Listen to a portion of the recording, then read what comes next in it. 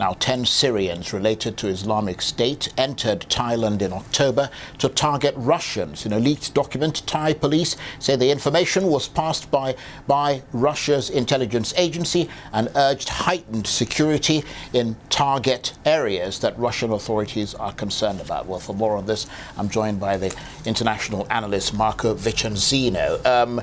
Marco, how worrying is it that Thai police have not apparently been able to confirm the presence of these IS Syrians in Thailand?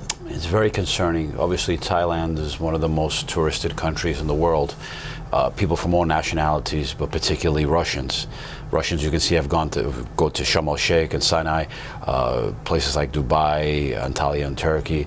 But now, obviously, with what's taking place globally, places like Thailand put all tourist destinations worldwide on high alert.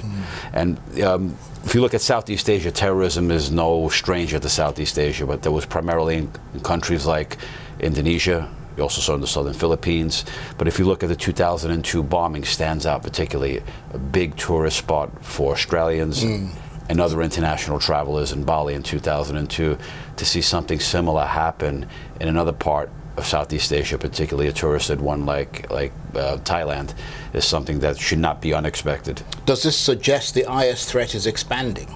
Traditionally, in Southeast Asia, what was most effective was the Al-Qaeda network. If this does prove to be true, and these Syrians are found to be directly connected with ISIS, it definitely adds a new dimension in their gradually expanding conflict. As we've known, ISIS has primarily focused on what's called a near enemy, securing a home, securing a place in both Syria and Iraq. And now you see with the Paris attacks, they're reaching out now. But if this does prove to be true in Thailand, it shows you that their expansion is not just going into Europe or aiming at North America. This is going global as far as Southeast Asia.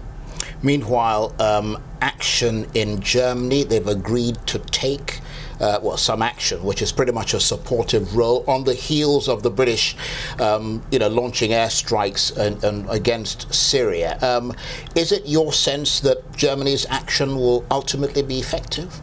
To be effective, one has to look at what each country has to contribute to an international operation. Each country has a certain amount of resources, and it's important that each country within that over 60 country coalition, anti-ISIS coalition, is contributing to the best of their capacity. Germany is no stranger to peacekeeping missions, to foreign missions.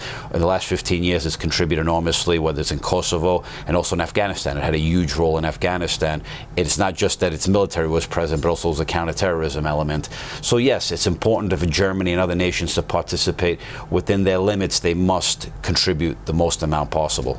So is the alliance against IS getting stronger, at least in Europe, with the Germans, the British now on board? More resources are likely to be committed and are being committed after the Paris attacks.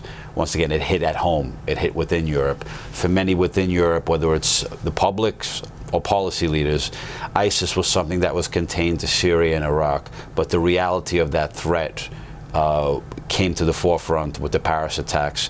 One could say that it was a wake-up call for Europe. It was alarming for Europe, and as a result, you see now with the British, who have been bombing in Iraq since August of 2014, but now expanding it to Syria, increased with German participation. We're likely to see others coming on board, increasing what they're part of the alliance. It's just increasing their resources. Is it your sense, though, that Europe will be safer or less so as a result of these interventions? Europe is not safe. The Paris attacks prove that. Whether the Germans send 1,200 troops to the region in a supporting role, or the British expand their bombings from Iraq into Syria, I would just say the genie is out of the bottle. The conflict is taking place. It's not a what you call a conventional war, but the threat is out there. Paris proved that it's alive. It's a real threat, and it's in other parts of Europe are under threat. Whether it's in the UK, Germany, Italy, whether they increase their bombings or increase their support makes no difference. Marco, thanks very much indeed. Thank you. Marco Vicenzino, the international analyst there.